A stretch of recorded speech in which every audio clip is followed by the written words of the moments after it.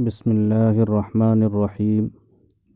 فقیہ العصر حضرت مولانا خالص سیف اللہ رحمانی حفظہ اللہ نے اہل ثروت سے بے روزگار ہو جانے والے مزدوروں کی مدد کی اپیل کی ہے۔ انہوں نے کہا کہ اس وقت مختلف شہروں میں حکومت کی طرف سے لاک ڈاؤن کیا جا رہا ہے۔ یہ ایک ضروری احتیاطی تدبیر ہے، لیکن اس کی وجہ سے ہزاروں مزدور جن کا گزر بسر یومیہ مزدوری پر ہے، روزگار سے محروم ہو گئے ہیں، اور اندیشہ ہے کہ ان کو فاقہ اور حد درجہ قسم پرسی سے گزرنا پڑے گا۔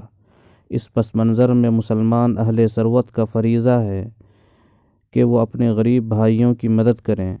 ایسے مستحقین کو زکوٰۃ بھی دی جا سکتی ہے، کیونکہ زکوٰۃ مال پر سال گزرنے سے پہلے بھی ادا کی جا سکتی ہے، اور زکوٰۃ رمضان المبارک میں ہی ادا کرنا ضروری نہیں۔